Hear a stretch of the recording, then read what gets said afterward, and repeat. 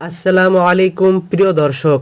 বনি ইসরায়েলের ক্ষমতাবান নবী হজরত দাউদ আলাইসাল্লামের বালক বয়স থেকে শুরু করে তার ইন্তেকাল পর্যন্ত জীবনের সমস্ত উল্লেখযোগ্য ঘটনাগুলো এই একটি ভিডিওর মাধ্যমে আপনারা জানতে চলেছেন, যা হয়তো আপনাদের আগে জানা ছিল না। বনি ইসরায়েলের একজন রাজার ঘটনা।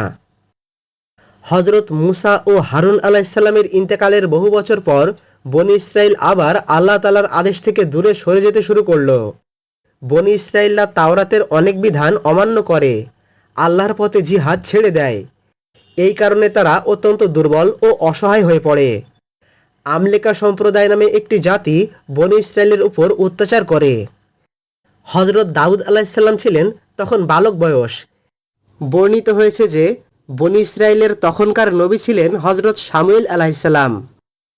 এই কঠিন সময়ে বনি ইসরায়েলরা তাদের নবীর কাছে এসে বলল, আমাদের জন্য একজন রাজা নিযুক্ত করুন, আমরা আল্লাহর পথে যুদ্ধ করব। এরপর আল্লাহ তাআলা তালুত নামক একজন মহান ব্যক্তিকে রাজা হিসেবে মনোনীত করলেন। কিন্তু বনি ইসরায়েল এতে সন্তুষ্ট হলো না, কারণ হজরত তালুত ছিলেন একজন গরিব মানুষ।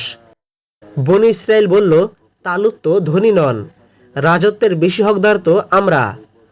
তখন বনি ইসরায়েলের নবী তাদেরকে বললেন, আল্লাহ তাআলা তালুতকে জ্ঞান ও শারীরিক শক্তিতে তোমাদের উপর শ্রেষ্ঠ করেছেন।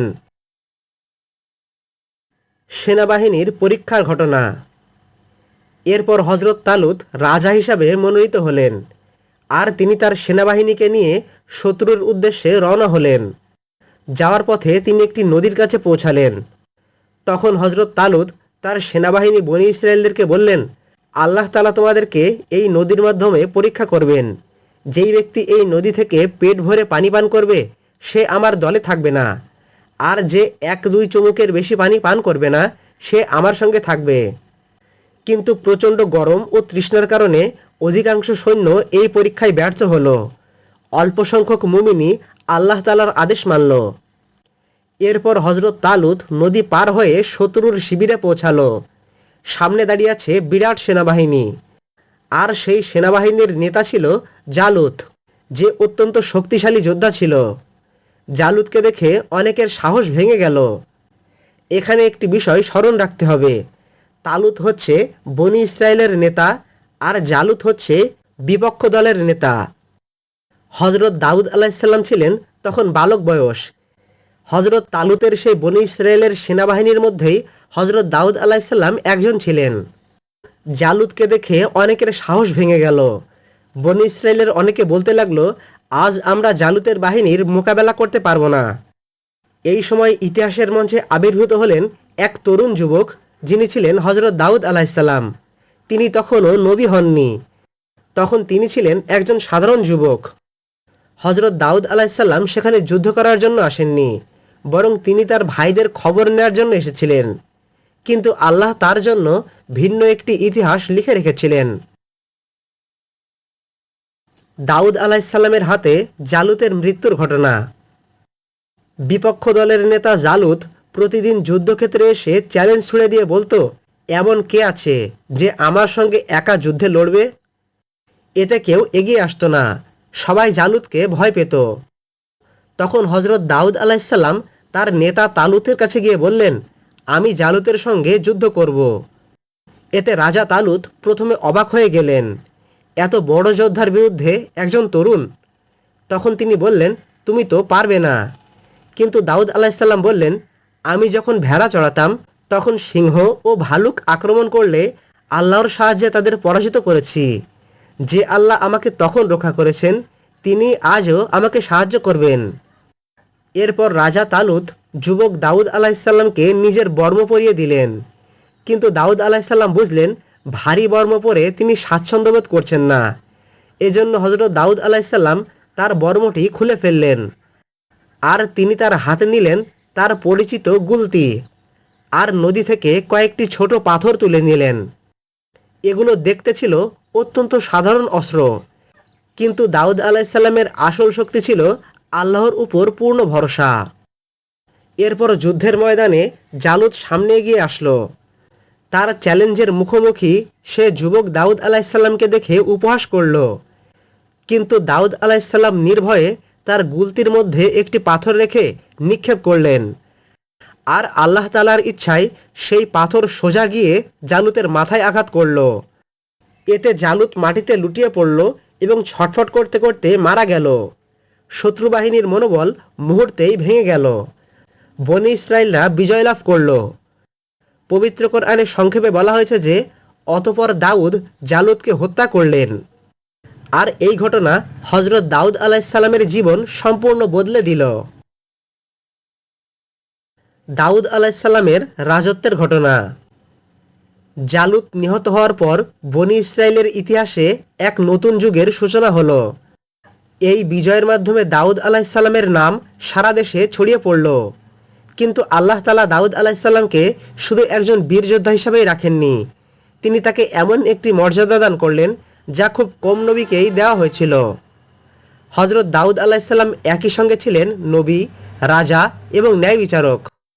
কোরআনে আল্লাহ তাআলা বলেন, আল্লাহ তাকে রাজত্ব ও প্রজ্ঞা দান করলেন এবং যা ইচ্ছা শিক্ষা দিলেন।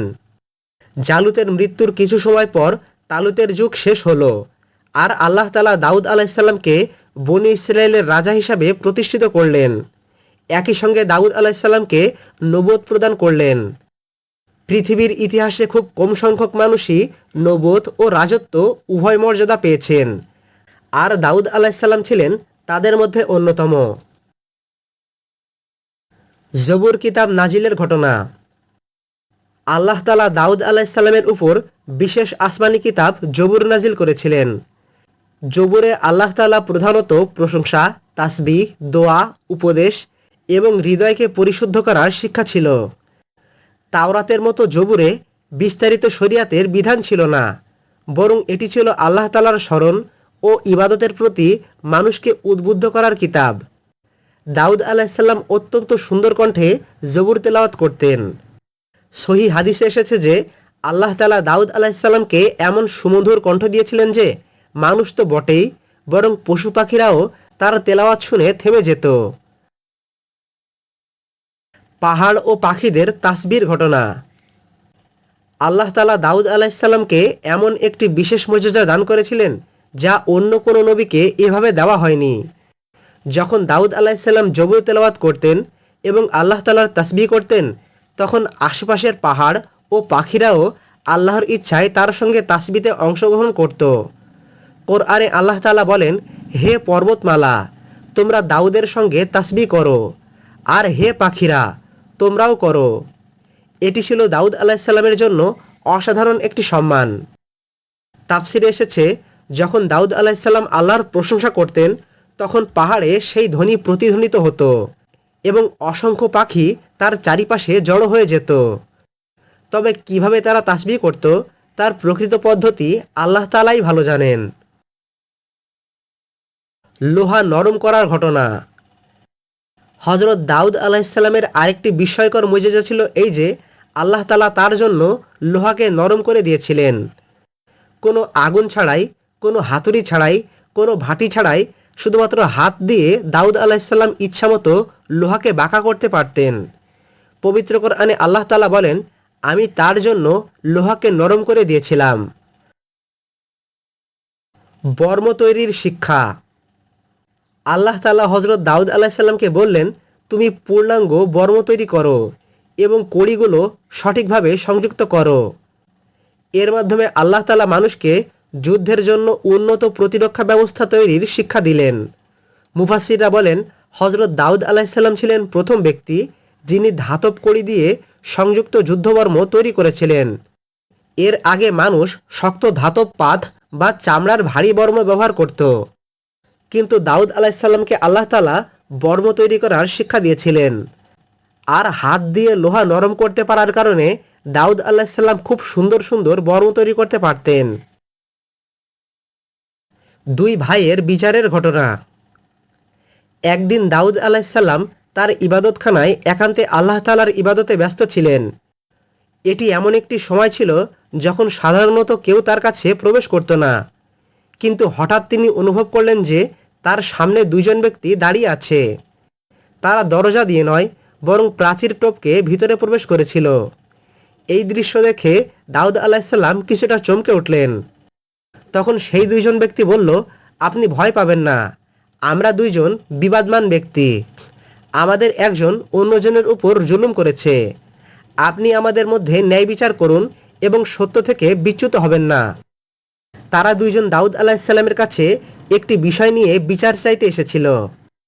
তখন তাদের মধ্যে একজন ব্যক্তি আরেকজনকে দেখিয়ে বলল, এ হচ্ছে আমার ভাই, তার ৯৯টি ভেড়া আছে আর আমার আছে মাত্র একটি ভেড়া, কিন্তু সে বলছে এই একটি ভেড়াও নাকি তাকে দিয়ে দিতে হবে। একজনের কাছ থেকে এই কথা শুনে দাউদ আলাইহিসসালাম অন্যজনের মতামত নিলেন না, বরং তার আগেই তিনি বললেন, সে তোমার একটি ভেড়া নিজের ভেড়ার সঙ্গে যুক্ত করতে চেয়ে অবশ্যই তোমার প্রতি জুলুম করেছে। অধিকাংশ অংশীদারি একে অপরের উপর জুলুম করে, তবে যারা ঈমান আনে এবং সৎ কাজ করে তারা এর থেকে আলাদা, কিন্তু তেমন ব্যক্তি খুবই কম। এই রায় দেওয়ার সাথে সাথে একটি আশ্চর্য ঘটনা ঘটল। দাউদ আলাইহিসসালাম বুঝতে পারলেন যে এরা কোনো সাধারণ মানুষ নয়, বরং এই দুইজন আল্লাহ তাআলার পাঠানো ফেরেশতা।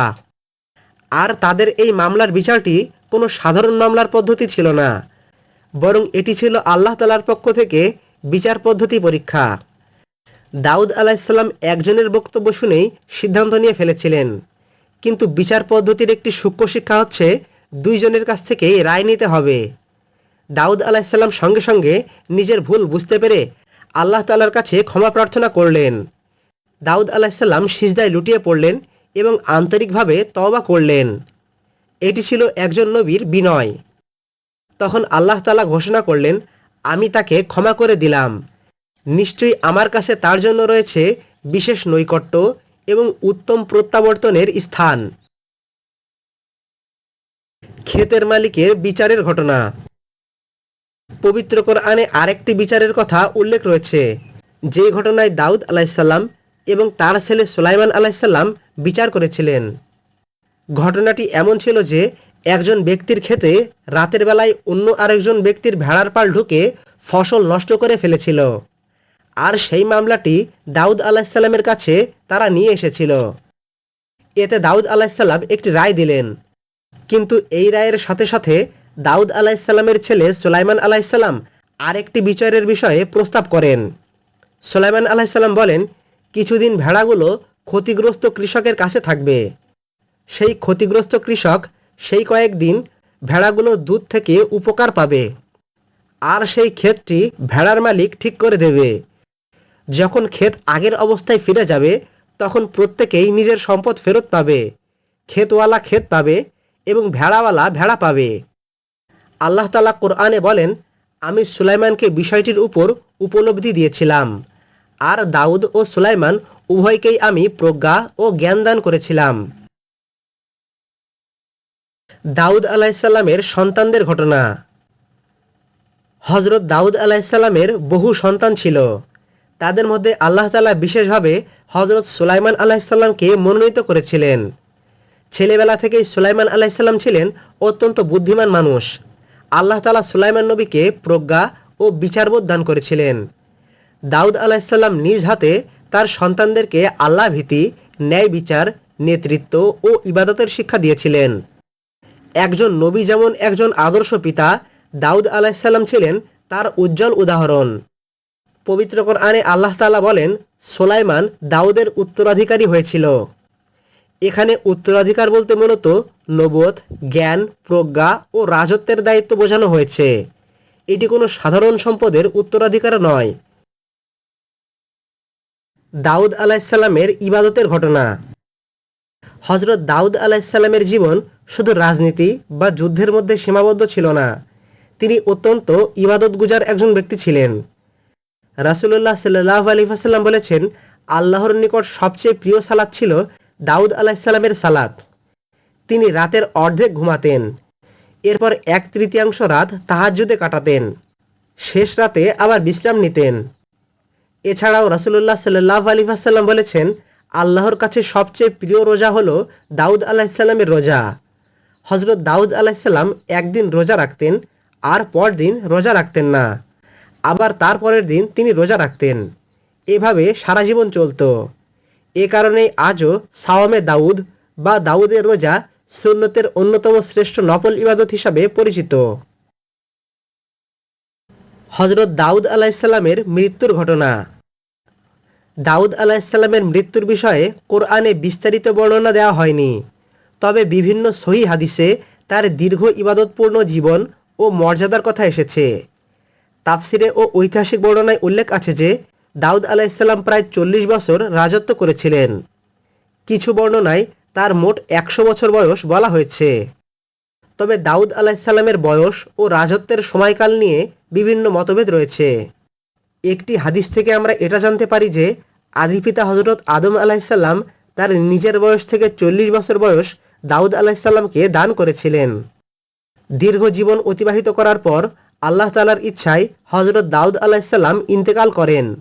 আর দাউদ নবীর পরে তার ছেলে সুলাইমান আলাইহিসসালামকে আল্লাহ তাআলা নবুয়ত ও রাজত্ব দান করেন, যেটা সুলাইমান নবীর কাহিনীতে আপনারা জানতে পারবেন। দাউদ আলাইহিসসালামের কবর কোথায়? পবিত্র কোরআনে দাউদ আলাইহিসসালামের কবরের স্থান উল্লেখ নেই। সহিহ হাদিসেও দাউদ নবীর কবর কোথায় সেই বিষয়ে বিবরণ নেই। তবে ঐতিহাসিকভাবে এটা বলা হয় যে ফিলিস্তিনের জেরুজালেমে দাউদ আলাইহিসসালামের কবর রয়েছে, কিন্তু কোরআন বা সহিহ হাদিস দ্বারা সেটি প্রমাণিত নয়। তাই আমরা বলতে পারি যে দাউদ আলাইহিসসালামের কবর কোথায় সেটা একমাত্র আল্লাহ তাআলাই ভালো জানেন। দাউদ আলাইহিসসালামের বিশেষ মর্যাদা। আল্লাহ তাআলা দাউদ আলাইহিসসালামের বিশেষ মর্যাদাগুলোর মধ্যে দিয়েছিলেন নবুয়ত, রাজত্ব, জবুর, অসাধারণ সুমধুর কণ্ঠ, পাহাড় ও পাখির তাসবিহে অংশগ্রহণ, লোহা নরম করার মুজেজা, ন্যায় বিচারের অসাধারণ প্রজ্ঞা, নিজের হাতে উপার্জন করার তৌফিক, আল্লাহর নিকট সবচেয়ে প্রিয় নফল রোজা ও রাতের সালাতের আদর্শ। এতগুলো বৈশিষ্ট্য একত্রে খুব কম নবীর জীবনেই দেখা যায়, আর এই সমস্ত বৈশিষ্ট্যগুলো হযরত দাউদ আলাইহিসসালামের মধ্যে ছিল। এই জন্য তিনি ছিলেন একজন মর্যাদাবান নবী। রাসূলুল্লাহ সাল্লাল্লাহু আলাইহি ওয়াসাল্লাম হযরত দাউদ আলাইহিসসালামের প্রশংসা করে বলেছিলেন, আল্লাহর কাছে সবচেয়ে প্রিয় নফল সালাত ছিল দাউদ আলাইহিসসালামের সালাত। সবচেয়ে প্রিয় নফল রোজা ছিল দাউদ আলাইহিসসালামের রোজা। হযরত দাউদ আলাইহিসসালাম শত্রুর মুখোমুখি হলে পিছু হটতেন না। তিনি রাজা হওয়ার পরও নিজের হাতে উপার্জন করে আহার করতেন। এগুলোই ছিল ওনার চরিত্রের সর্বোচ্চ প্রশংসা। দাউদ নবীর জীবনের শ্রেষ্ঠ শিক্ষা। হযরত দাউদ আলাইহিসসালাম আমাদের শেখায় ক্ষমতা ও ঈমান একসঙ্গে থাকতে পারে যদি মানুষ আল্লাহকে ভয় করে। ন্যায় বিচার একজন শাসকের সবচেয়ে বড় দায়িত্ব। ভুল হলে অহংকার না করে আল্লাহর কাছে ফিরে আসতে হবে। হালাল উপার্জন ইবাদতেরই অংশ। দুনিয়ার দায়িত্ব পালন করেও আল্লাহর প্রিয় বান্দা হওয়া সম্ভব। সন্তানদের দ্বীন শিক্ষা দেওয়া একজন পিতার অন্যতম বড় দায়িত্ব, এবং ক্ষমতা, সম্পদ ও সম্মান সবই আল্লাহ তাআলার আমানত। আল্লাহ তাআলা আমাদের সবাইকে হযরত দাউদ আলাইহিসসালামের জীবনী থেকে শিক্ষা নেয়ার তৌফিক দান করুন। আমিন। কোরআন সুন্নাহের রেফারেন্স সহ প্রতিনিয়ত ইসলামিক ভিডিও পেতে আমাদের চ্যানেলের সঙ্গে সংযুক্ত থাকুন। আসসালামু আলাইকুম ওয়া রাহমাতুল্লাহি ওয়া বারাকাতুহু।